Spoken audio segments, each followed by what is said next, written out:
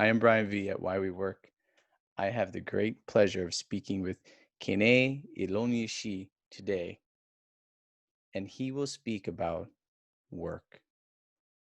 This is his forte. This is what he does for a living, trying to dig, to root into the talents that lie within you. Every person has a talent. Every person has an ability, but not all people search it out. They don't all look for it as for looking for gold. He realized this at a young age, and he's made it his life mission to help people find their talent and work well and work with joy. I'm glad you're here, spending your time with me in this conversation with this man, keneIloenyosi. I'm BrianVee, and this is Whywework, and I have the great pleasure of speaking to you today with keneIloenyosi.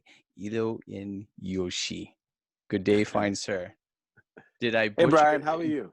Well, did I butcher it? Yeah, you did. I butchered it. I butchered it. You butchered it, and that is normal. That is That, normal. That is okay. is it okay? I get my It name is butchered okay. all. That's why it's BrianVee. It just makes it so. Brian. Just, I thank you, Kene, for coming Yeah, here, sir, for being on this podcast and taking the time to talk about work. If you my wouldn't, pleasure. if you would do me the honor of just a little introduction about yourself. I have one at the beginning as an introduction to the podcast, but Yeah. just from your own words, a little introduction, please. Well, again, my name is keneIloenyosi. I live in Atlanta, Georgia, and I'm the founder of Talent Revolution. And we help people find their career sweet spot. We believe that people are created in a certain way, and how they are wired should determine how they work. You are how you are for why you are, and our job is just helping people understand how they are wired and helping them discover the right career path based on their natural abilities. And so that's what I do full time. I've written 2 books, and I'm about to publish my 3rd on the topic of talent and abilities and purpose. Kene, can you bring us way back to when you got your first job, the first time you started making money on your own, and how old Oh, were you? that's interesting question. How old was I? This was back, so I am Nigerian. I am Nigerian. My first job was a business. I've never really held jobs, where I worked for others. Most of Mm-hmm. my life, I've always had my own business. And so I'm more comfortable talking about my first business venture out of college. I Sure. partnered with a friend of mine. We started a marketing company that failed in about 4 or 5 months. What was And the concept behind it?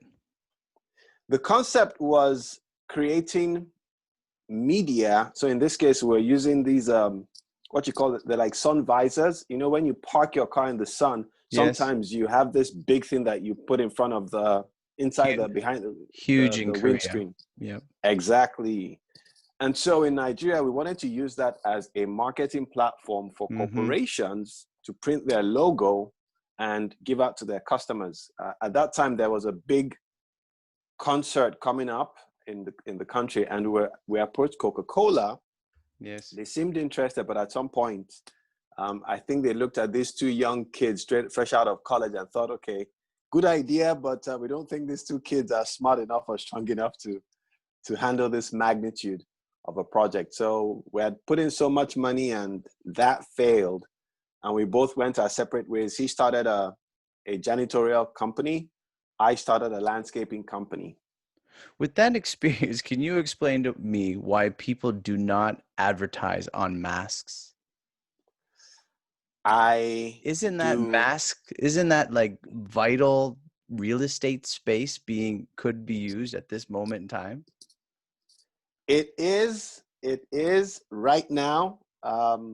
Maybe someone has not thought about it yet because we're still in this Yeah. You know, we're still in the pandemic. Yes. And so most people are thinking about, well, companies are putting their logos. I see Amazon drivers with Mm-hmm. theirs. My local church, we have our logo on it. Yes. And so I don't think people have come up with, well, we can create masks and embroider or imprint your business logo or use this as a marketing Tool. surface.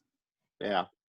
What was your motivation? So you got into business out of college, but even before that, even though you may be reluctant to speak about maybe some jobs you might have had or ways to make money, what was your driving force to even get into business? Did you have some family influence? Did you just decide I wanted to do something different? You know, I just the way I grew up, I grew up with parents who had traditional jobs. My dad was an engineer, and he, you know, worked 9 to 5, worked for the National Railway Corporation. You Mm-hmm. know, rose up in the ranks to senior executive level. But I always had this, you know, some people say it's being lazy. Some people call it being, you know, an entrepreneurial streak. I don't know. I just know that I have always loved my independence Yeah, and absolutely. just the desire to have control of my time and how I work. It's something that has been innate in how I am wired. And as I started, when you know, being much older now, using assessments to understand more about myself, Mm-hmm. it makes so much sense because I value my independence. If you've read, I think it's Thomas, the guy who wrote Drive, I think it's Thomas Pink. One of the key things to job satisfaction is autonomy. And man, I value my autonomy. I value my autonomy. When did you start taking these assessments to start fine-tuning your career path? When did you start feeling this desire, okay, even to where you are now in helping others? The first assessment I took must have been in about 1999. I was a missionary. I pastored in Zambia, Southern Africa, for about 3 years. And I believe that was the first time I took an assessment. It was it's called the Florence Littauer Personality Plus, Mm-hmm. where you're either, what are those things called? Sanguine, choleric, phlegmatic, and I can't remember the fourth one. Mm-hmm. And then moved to the States.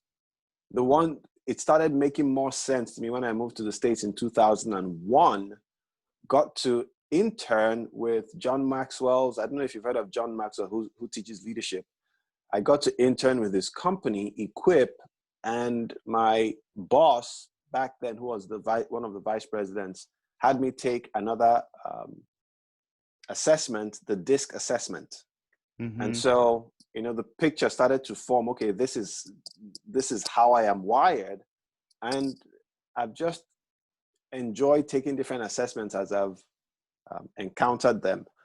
I got into what I do today because, again, running a business with my wife that I did not enjoy, she was like, "Hey, listen, you're messing up the vibe in the company. You're coming in and, you know, you come in crabby and all that. We've got a company. It's, you know, it's at least financially, it's taking care of us. Take time off and go figure out what you want to do." And this was in 2007. And so I started to explore, taking assessments, thinking back to the things I enjoy doing in, you know, back from my post-college till that time. Was that, And really sorry, was that just your wife, like, or initially your wife that said, Kene, you need to take a little break? Was it her, the initial one that noticed this in you? And my wife was the one who said, you need to figure out what you want to do. All I kept saying was, so she's a graphic designer and yeah, we have a graphic design company. I am not creative. yeah, I was doing the business side of things, yeah. but I never saw myself, you know, when I'm a futuristic person, I'm always thinking 5-10 years ahead. I couldn't see myself doing this for the rest of my life. Yeah. And so that was depressing. That was sort of weighing on me, but I didn't know how it was spilling out. And she was like, listen, babe, And okay. she knew. She knew Yeah, it as was she knew. obviously. So, But that's good on her, right? To yeah, give you that time to, I mean, you know it, but like it's yeah. really good to have a spouse like that who gives you that time to go spread your wings, to go find what might be good and find your own talents. Yeah, I think too, for her own sanity and for the sake of our marriage, It was a nice way of putting it, I right? was like, okay, listen, if you don't figure this out, we're going to be in big trouble, you know. So get your act together. That's No, wonderful. my wife is amazing. She's my biggest fan and my biggest critic at the same time. So she So doesn't how, hold back. with the assessments that you were doing, how hard, so what you learned is what you teach now. So Yeah. in learning how to define your talents, your desires, your passions, how hard was that for a learning process for you, especially somewhat on your own? Like you were reading books and going to maybe seminars and stuff, but it was your own discovery. Yeah. How hard was that for you? I it's that's another interesting question. I won't say it was hard because I enjoyed the process. Yeah. Because I was not crunched for time that, okay, you must figure out what you want to do. We already had a business. I was still part of the business. Mm-hmm. So we had this source of income, but there are people who don't have that. You know, they're in a job, they work for someone, or they're in a business and they want to get out. And so for them, there's that, they're more desperate, you know, desperate to get out and figure things Mm-hmm. out. For me, it was more a progression. I Mm-hmm. spent time doing a lot of introspection, thinking through, okay, what do I really want to do? And the first thing that I landed on was, I know I want to be a professional speaker. That was what number one thing. I had been a Toastmaster for a while, and you know, I'd get invited to speak at different things. So I said, okay, I want to be a professional speaker. Step two, well, if you're going to be a professional speaker, what is your topic? Sorry And so about the professional speaker. Was there? Did you see someone? Did you idolize someone, or is it just someone you experienced? You're like, I can do that. I have that talent. What again, bubbled that up? remember I said I had been a pastor Yeah, missionary. for 3 years. I'd been so I actually, as a missionary, I pastored Yeah, churches. So I was speaking some weeks. I was yeah. speaking 5 times a week, sometimes twice a week. So I already had that thing of getting up to speak. Yeah. And so I moved here, joined Toastmasters, still got back into speaking. Yes. And John Maxwell is someone who I admire. Mm-hmm. And I kept telling myself, you know, every time I'd hear him speak, I'd say, I can do this. I'd love to, you know, get paid to speak. So he, for one, in many ways, I mean, he's helped me in so many ways, mentoring me from afar. I don't know him personally. I've met him a number of times, Mm-hmm. but he's mentored me through his books and his lessons. And so I asked myself, okay, I'd like to do this. Well, the next thing is, well, what will be your topic? You know, he speaks on leadership. There are other people who speak on marketing. There are people who speak on different things. I did not want to speak on leadership, even though I enjoyed speaking on leadership. I wanted to Yes. find a new, call it niche. Mm-hmm. And so as again, introspection and thinking back, I asked myself, what topics what topics got me excited? What was I passionate about? And I How could you realized, brand yourself? yeah, not just the branding. Before you brand yourself, it's asking yourself, what excites you? Yes. You know, what do you see yourself talking about constantly? For some people, Over it's and a over. natural process. And for me, I enjoy talking about purpose. Mm. Purpose. When I talk with friends, people that knew me when I was a kid, they said I'd love discussions like that as a kid. I'm like, are you kidding me? Are you serious? Yeah, again, being futuristic, I was always Yeah. thinking, okay, Yeah. What do you want to achieve? What do you want to do? And so I started exploring how that would look, coming from, going outside the Christian world where I could talk to more people. Mm-hmm. And I settled on helping people understand their natural talents, because your purpose works with your talents, how you're naturally wired. And so that's how I started on, speaking on talents, and then writing my first book called Finding Your Sweet Spot. And that was what really launched the speaking career. I was not coaching back then. I was just speaking professionally. But every time I'd speak, people would have more questions. Mm-hmm. So how do I implement this? Okay, you have exercises in your work, in your book. I'd get emails, I'd get calls. Well, how do I work on this? Well, this was what I did, and this is what I'm doing now. And one thing has led to another. We developed based on the book, a friend of mine developed a course that we tried to implement, but again, that did not work. I wrote another book to take people deeper into the topic of talent. And from there, I found an assessment that would help people discover their natural abilities. Most assessments out there focus on personality, which is good, but your personality is just one slice of you. Mm-hmm. And I was looking for something that was broader than just your personality. And I used an assessment called the Highland Ability Battery. And once I landed on that, I was like, okay, I can develop a coaching program based on this. So what would you, out of your discovery of yourself and then into sharing it, what is the talent? What is the talent that bubbles? Is there a way to define a person's talent? Defining is not always I tell people not to try to define, because once you start to define, you're looking for the word. Okay, am I a this? Just focus on describing what you see of yourself, what you think of yourself. And the key thing I always tell people to do is go back to when they're between age 1 and 10.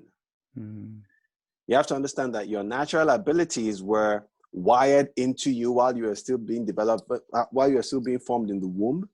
There are neural pathways in the brain.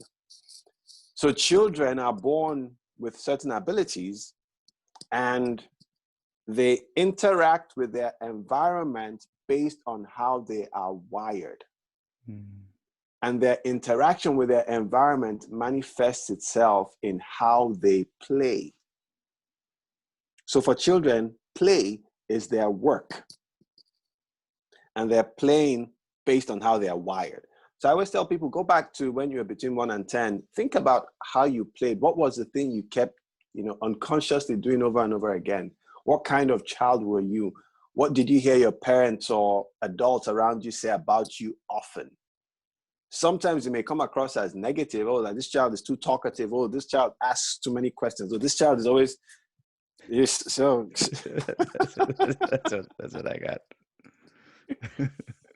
Yeah. It's the child who wants to be an engineer, who wants to build, is the one who's always trying to open up the TV or open up the phone or open up whatever it is. They may not know how to put it back. What do you say? Sorry, what do you say to the child that I interviewed someone the other day. They said from 4 to 10, they had a life from hell. So they weren't their normal, they were hated in the home that they went to, and they were despised and abused. What do you say to them that didn't really play as a child should play, and they're still trying to discover their talent? Your external, the external environment in no way takes away how you are wired. Absolutely, yeah. What it does is that it distorts it. So it's the child or the adult thinking back to, okay, even though I was in this environment, how did I adapt? Mm. And for a lot of people, unfortunately, they adapted negatively, because you also have to understand how the human mind works. Even as children, in a bid to survive, take on a personality that aids that survival. So if compliance is what aids the survival, unconsciously the child becomes compliant. If it's pretending to be like someone else, if it's being aggressive, everybody is different. Everybody has a different, naturally different coping or adaptation mechanism. Mm-hmm. So even the person who from age 4 to 10 encountered negative environments may have had this constant thought about, oh, I'd love to do this. Or when they were alone, they found themselves defaulting to, let me just read. I can escape in reading, or I can escape in singing, or I can escape in, I don't know, playing with whatever comes their way.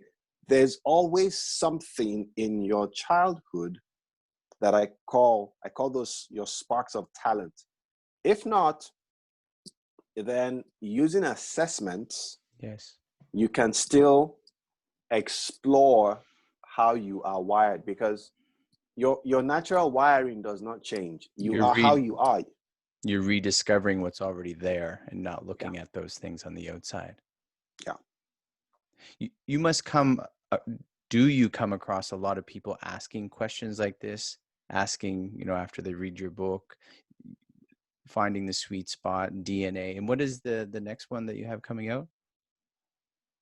The funny thing about it is that the book is ready, but I don't have a title You yet. don't have a title yet. We always put the title on last. I mean, that's good. Otherwise, if you put the title on first, you're determined you dictate how you're going to write it.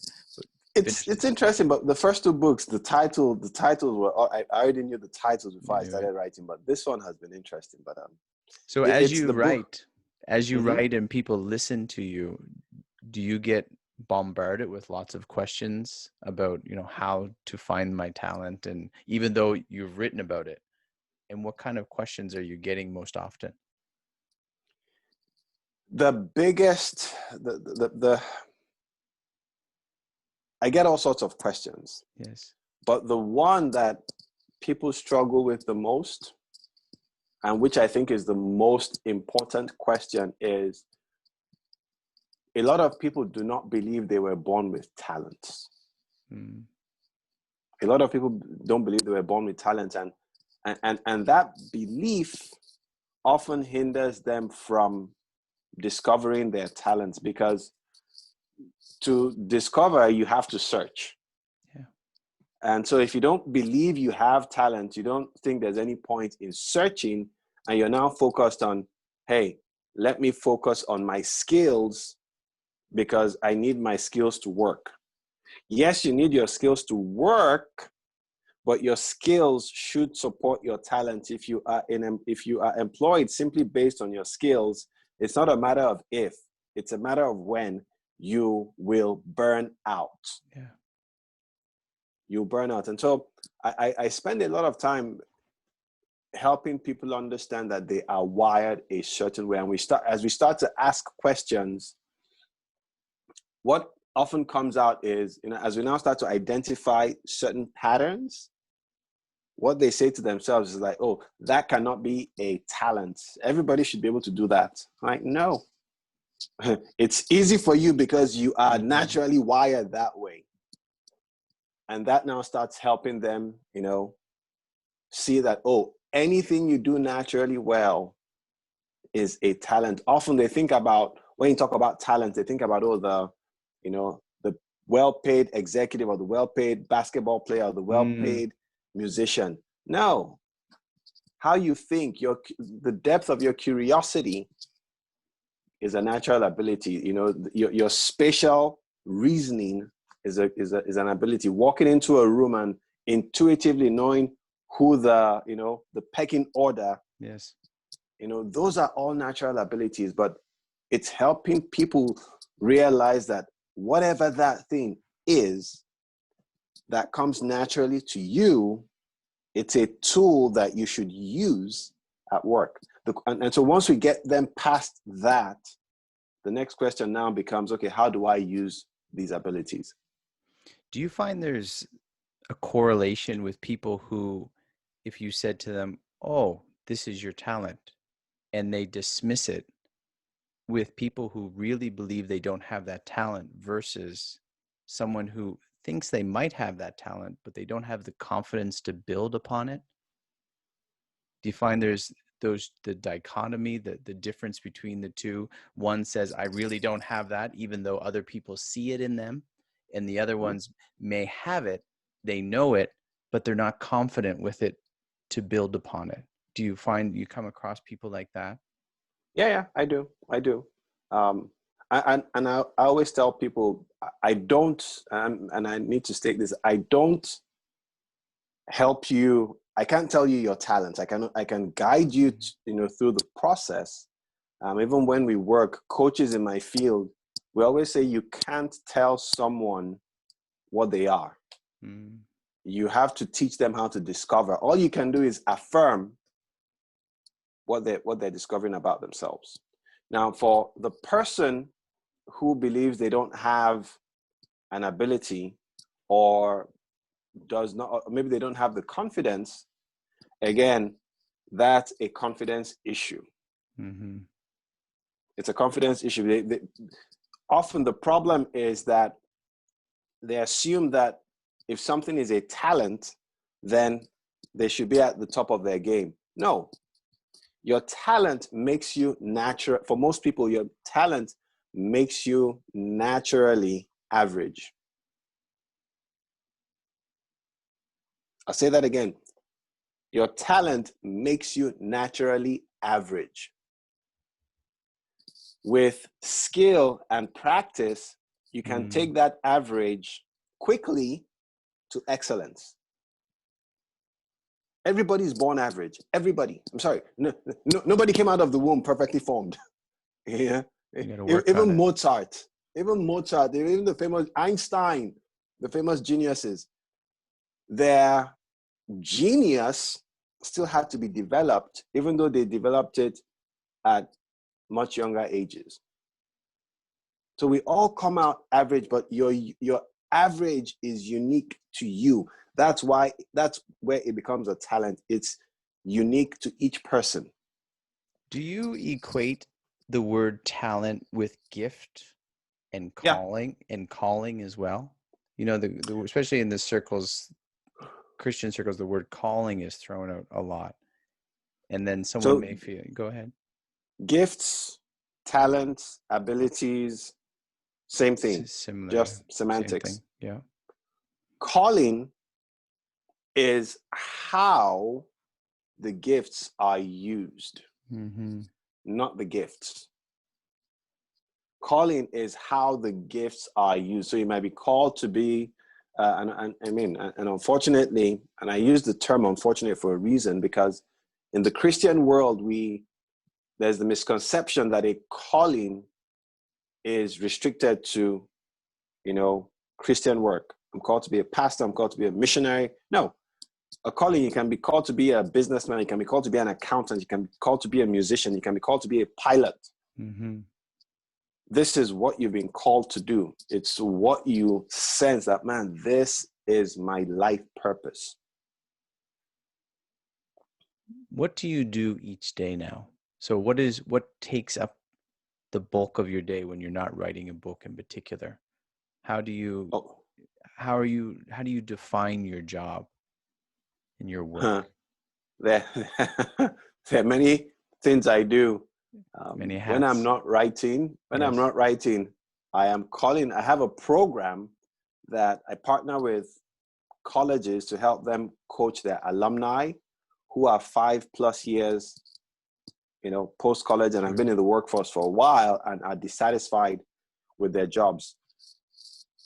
College career services teams don't have the time to go in depth with those alumni, this category of alumni. So I spend time either cold calling schools and introducing my program.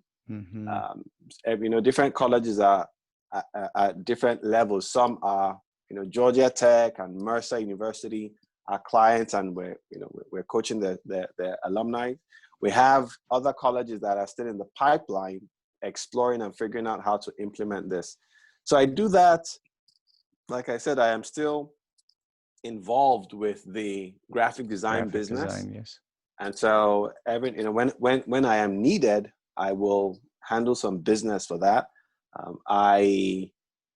We obviously we have to do our books, anything related to accounting. I'm constantly brushing up on my coaching skills. Something else I do part-time is executive communication coaching for a company called Speechworks.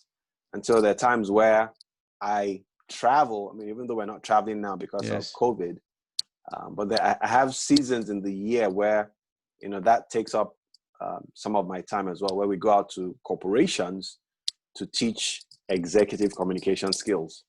Is your program specifically, or who is your program specifically geared towards? Which program? The career coaching? The career coaching. Are you even jumping back into high school as well, or even earlier? I don't do high schools or earlier. There are other coaches that use the Highlands Ability Battery that specialize in that.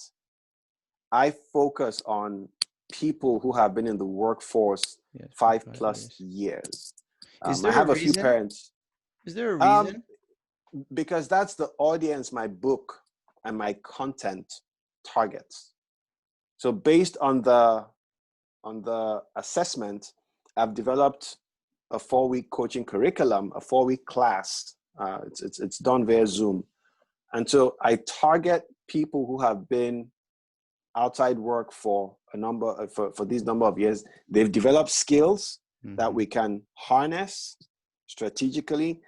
Their needs are just different. They've been in the workforce and they felt that frustration of not being happy with their jobs. That I can relate to because I felt the frustration of not being happy in my work. Yes. There are people who work with college students. There are people who work with high school age students. That's just not my target audience. It's funny. Have I worked with some of them? Yeah, but they're not my target audience. It's funny coming from Canada myself and then moving to Korea, where and I think maybe an upper class citizens in Canada, the United States, they plan their children's education from a very young age. They know exactly where they're going to go. In Korea, that's more the norm.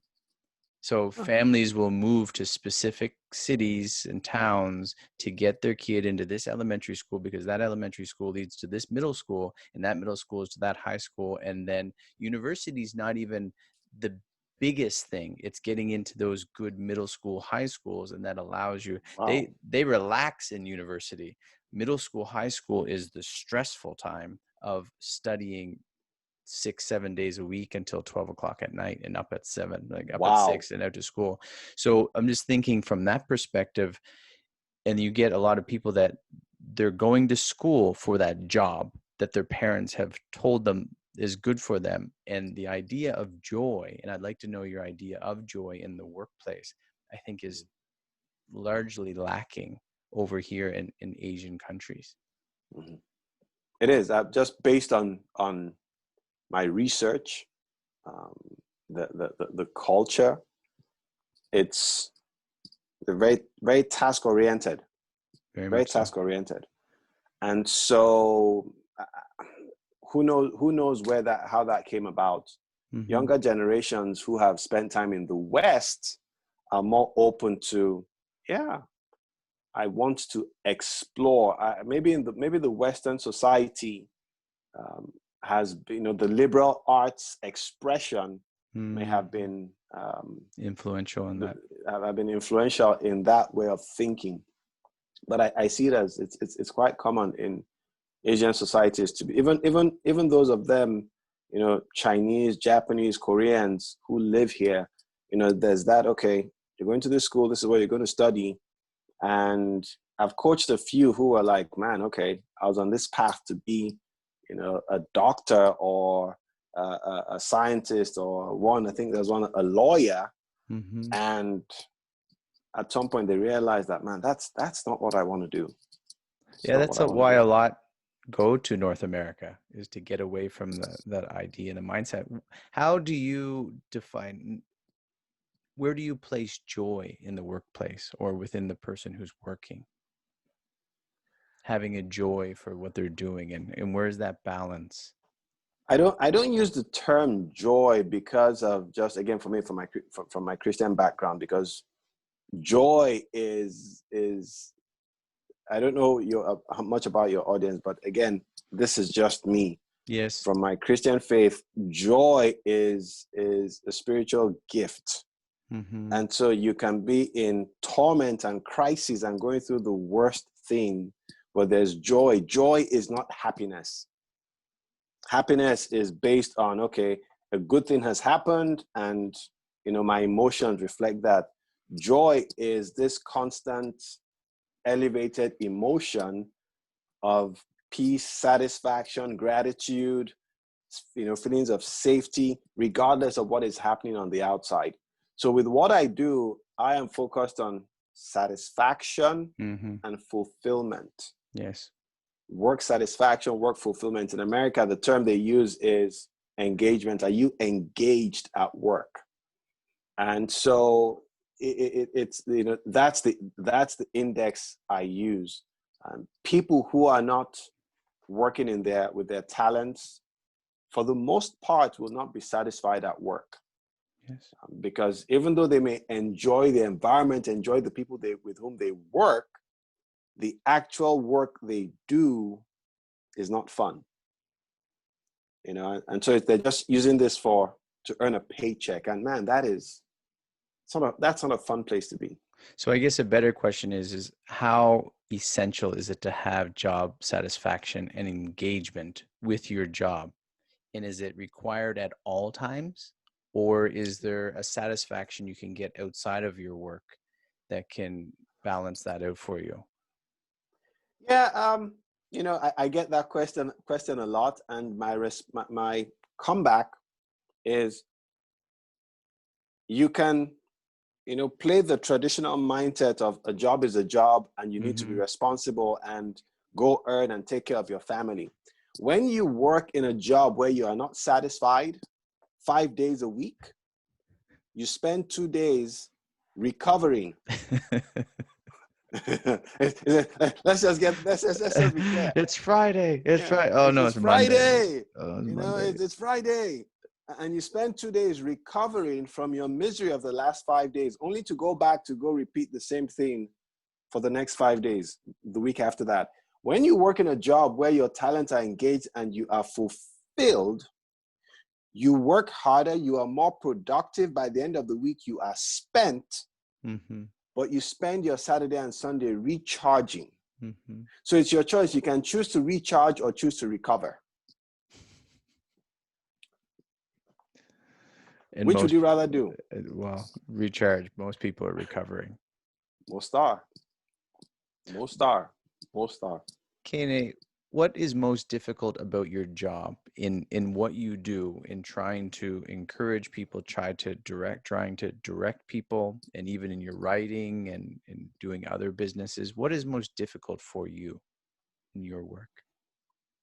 My work as a coach, I find sometimes that what I find, I'm not sure if it is most difficult, but for me it is very frustrating at times, where people go through my coaching program.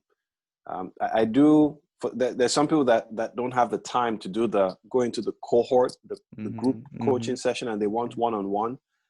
And so some of them, regardless of group coaching or one-on-one coaching, they go through it, they see what they can do with the outcome, but because they're in a job that still requires their day-to-day attention, they get busy and they don't implement, the transition strategy we put in place. And so I've had people reach out to me a year and a half after going through the program and saying, hey, I need help. Like, you need help with what? You already have the tools. You have it there. And so I understand. And all I keep telling people is that, yes, I understand that you are busy, but understand that you will always be busy. And you have to intentionally carve out the time to implement the strategy you put in place through the program. This leads well into a question I had for you about lifelong learning. Where do Yeah. you see that in the individual's life and how they make best use of their time? I think we should all be learning. I think it's John Maxwell that said, if you're not learning, you're dying. We should, the brain is I think the brain and the ear are the only two organs that don't stop growing. And the brain grows by making new neural connections, Mm-hmm. not by growing Mm-hmm. as a mass. We should be learning. It's critical. It's critical no matter what you do. It's funny, and probably you can attest to this as well, as some of the people online who are taking taking advantage of COVID in learning, doing something new, finding some, discovering their talents and Mhm. making the best use of their time, learning something, while other people, a lot of other people, saddened, depressed, thinking the world's going to end and nothing's ever going to get better. And there's those mindsets that need to be challenged. Yeah. At the beginning of I think I wrote this in March or April. I wrote an article on LinkedIn Mm-hmm. called, I think I said it's Reset, Don't Rest. I think that was the title of it. And encouraging people to use this time, because at that time we all had this notion that this would last just 3 months. I don't know why I thought that, but anyway. But we all had this notion that, okay, 3 months and things will be fine. And I was like, use this time to reset and not rest. And for me, one of the way I reset was I wrote the book. I said to myself, I must come out of this time with this book. With I mean, I something, had yeah. content and all that, but it was now pull it all together. And because pretty much my income, I mean, I'll be frank with you, my income had gone down about 90% because I wasn't coaching people. Nothing was happening. So I had the time, I had the time. And there are many people who I know use this time well to either retool their business, revamp something, come up with a new offering. A lot of people really use this time well. You can moan, complain about what was going on, or you can, sit down and ask yourself, okay, what will I get out of this? What will I learn? What will I do? What will I change? We all deal with the emotional stress or what they call the periodic depression of like, man, when the heck will this end? Sometimes you look at your savings depleting and all that. You're like, what's going on? But you should focus on the things you can control. Mm-hmm. Seize the If you moment. seize the moment, carpe diem, seize the day, do what you can. If I focus on the things that I cannot control, it makes my situation worse because I can't control it.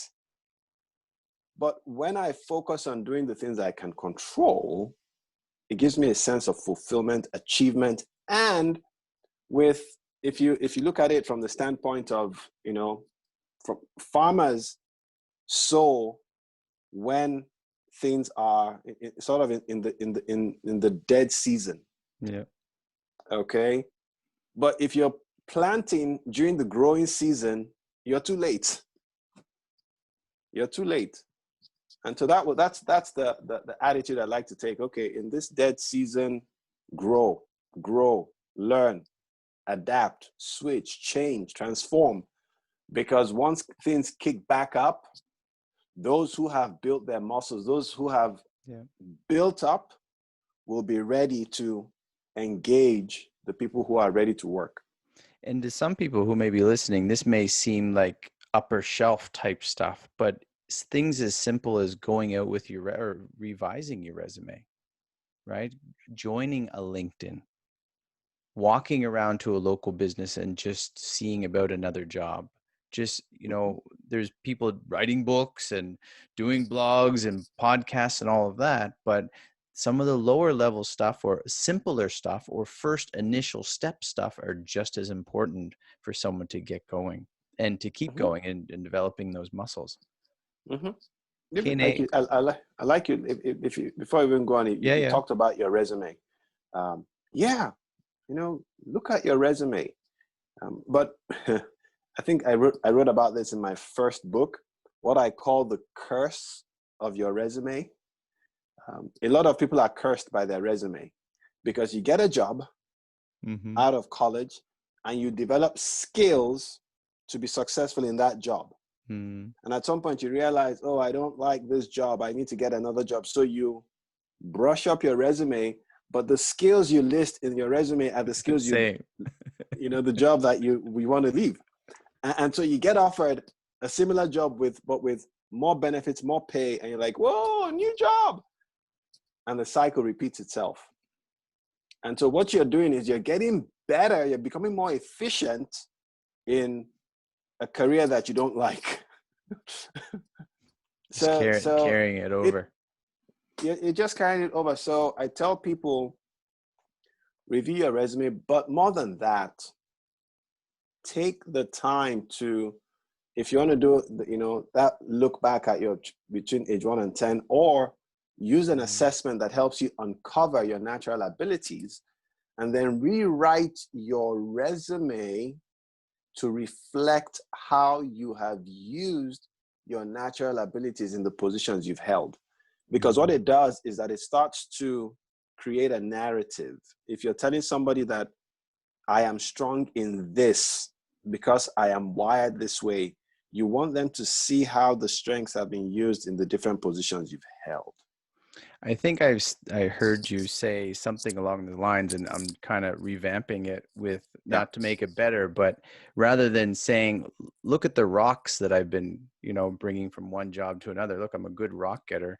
You're polishing the diamond. You're cutting the diamond rather than just the rock itself, or refining the oil and doing that. You're bringing it over, not just saying, I dig oil, I dig rocks. Look, I'm going to do it over here, but look at the things I've purified and look at the things I've accomplished through my digging. Yeah. Or even the efficient way in which I've been able to transport the rocks from point A to point B. I love logistics. Yes. I'm not just carrying it. Yeah, absolutely. What is, rather than asking your joy that you have in your job, what is the satisfaction that you do get? What is a way that you're so engaged in? What part of that brightens your day when you experience that with other people? Oh, one, when I love the aha moments, when people start to see and identify something that they've done for years as a talent. They did not know it was a talent because, again, you can't hide from how you are wired. But you just see it as, okay, it's what I do. Some people are not even aware. They just do it. It's almost like a fish in water. Fish does not know it's in water until you take it out of water. And so when people have that identification of, man, okay, this is something unique about me, there's a shift in how they see themselves. That's one.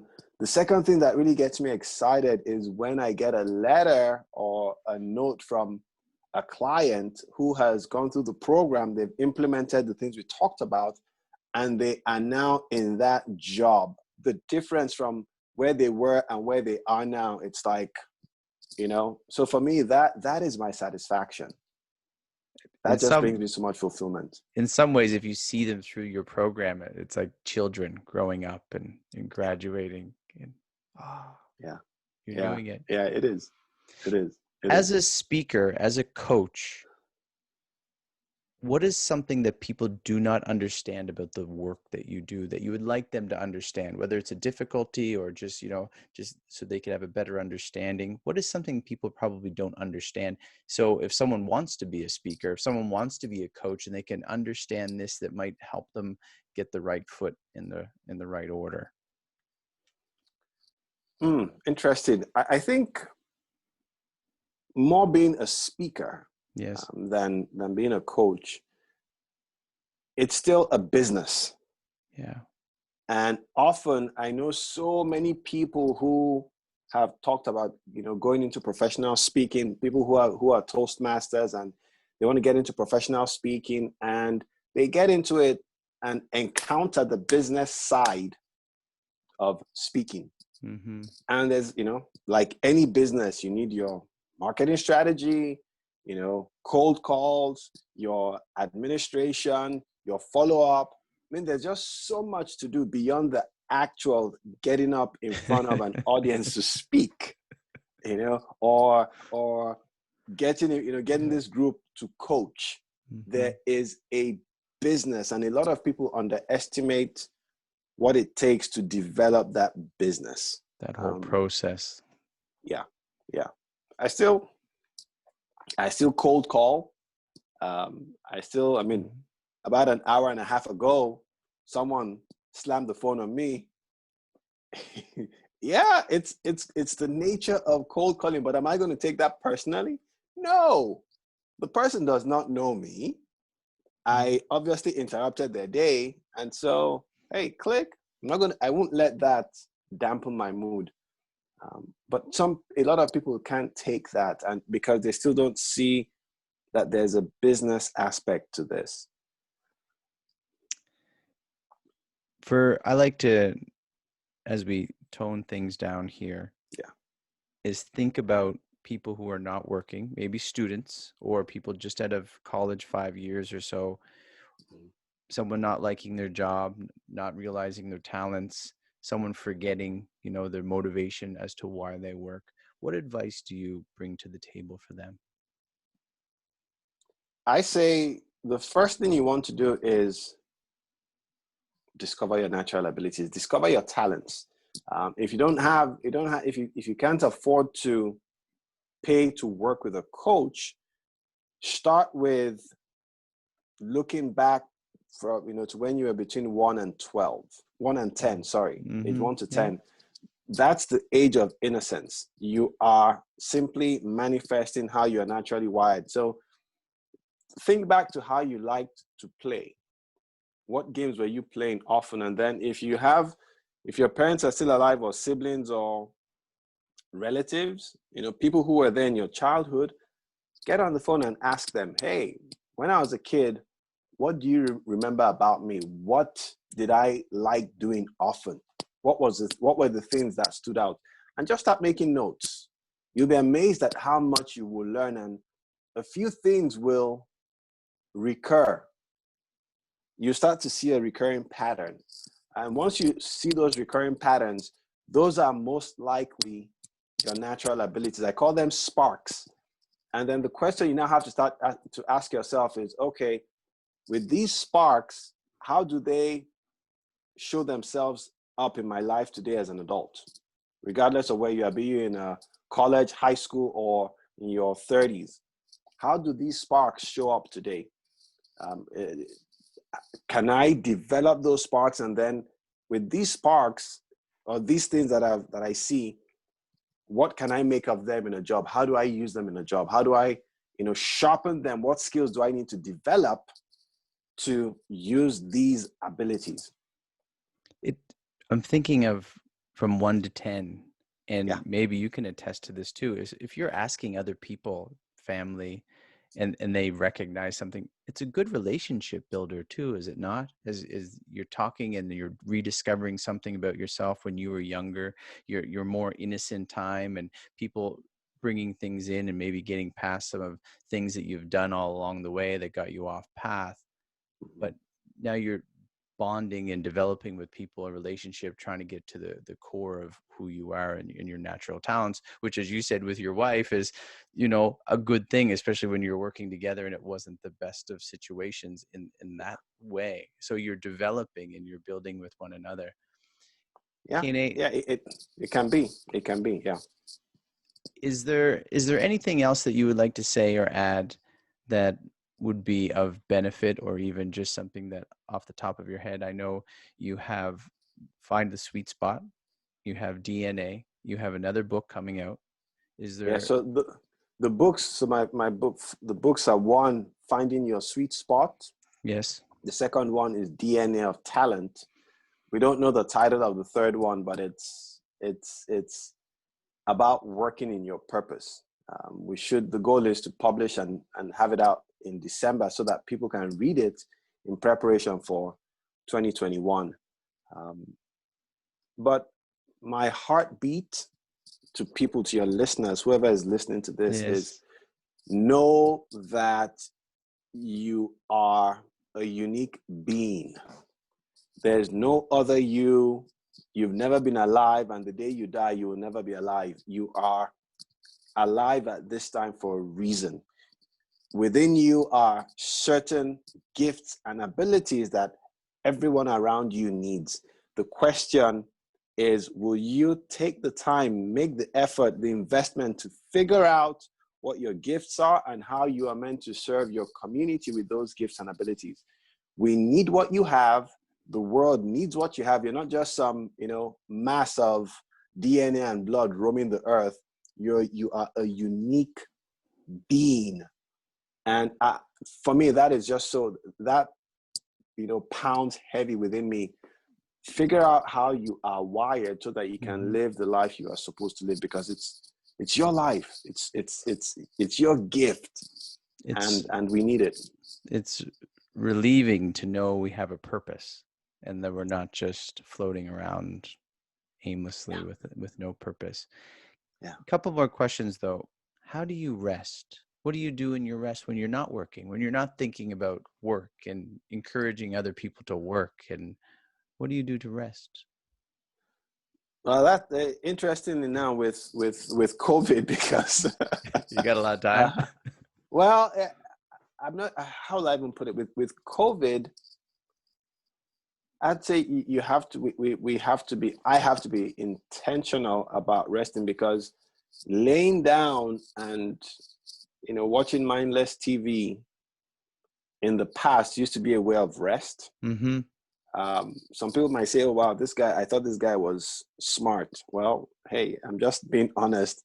There are times I just lay down on the couch and tune out. We live in the suburbs of Atlanta, and sitting outside in my backyard, we've got nice green space. That helps me rest. Being with friends where we're having an engaging conversation helps me rest. So I'm talking about like brief moments of rest. Yeah. And again, post-COVID, taking time off, going into the mountains for 3 days, 4 days, that for me is a big way of just decompressing, going into the North Georgia mountains. But now with COVID, I run. I'm a runner. Mm-hmm. That's a way I blow off steam. I run, and the few times we have to just chit chat with our neighbors, that also helps me. I love running. Running has been something my whole life. It's just you in the road, or you in the trail, you in the path. It's nice to have a little MP3 or something going on. But funny enough, I hate running with, and a lot of people talk about, I don't like running with music. I want to hear everything and be in touch with my environment. I'm one of those weird ones. Well, no, it's nice too. I do that on occasion. I have like an audio book or something that I go through. A couple more very short questions. Kene, how has work brought you through life? So thinking back, as far as we went back to your college days and, your business plan not going so well, and then all of your jobs ever since, how has work been a constant in your life? It's always been there. It's been there for different reasons. There were times where work was just there as, hey, I need to be responsible. I need to, earn an income, or I am earning this income, but I know I am capped here and I need to figure out how to earn more. So work has played different roles in my life till, I guess, after the book came out in 2012. Where I now got into speaking professionally, where now, okay, it was no longer working for income or working to be responsible, now working to fulfill my purpose. And once I hit that, there's a big transition for me. Kene, I have one more question, but how can people reach you? How can they find you? My website is talentrevolution.me, talentrevolution.me. Reach out. I have a contact form. If you want to send me an email, Kene, Kene, at talentrevolution.me. That's great. And you can subscribe here and hit the notification as well. One final question, sir. Why do you work? To fulfill my purpose. Short and sweet and to the point. That's Kene, it.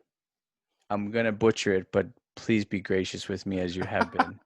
Kene. Trust me, you haven't been the first. You're not the first. You will not be the last. It's amazing. Sometimes I'm invited to speak to a corporation. I'm on this big stage, and the person introducing me, they've practiced. And once they get up on stage, they butcher it. And I'm like, I laugh it off and I say, hey, so I'll take some time here. No, go ahead. As a professional speaker, yes, I have, a startup for when the person gets it correctly, and I have an opening for when the person butchers it. So I don't make the person feel awkward, and the audience is not, awkward. So don't worry about it. Well, I understand. I'd always go back to when my friends and I got pulled over by the police, and I'm like, what's your name? I said, my name's BrianVee. He goes, oh, Vassoriz. And he knew it better than I knew because it's a French name. And I'm like, okay, you got it right. So, Kene Iloenyosi. There you go. Close. You're getting closer. You're getting better. Say this 10 times and you'll be good. Oh, I've said it many more than that. Oh, thank you, kind sir. You've been great. And I hope people go find you and read your new book that will be titled when it comes out. Yeah. Thank you so much for this. And I really commend you on what you are doing and your commitment to doing this. I mean, in the short time you've been up, to have gotten the number of podcasts, that's huge. If you don't know, many people who start podcasts don't have as many as you've had in 1 month. So I have a job well done. I have a gracious wife. She let me do it.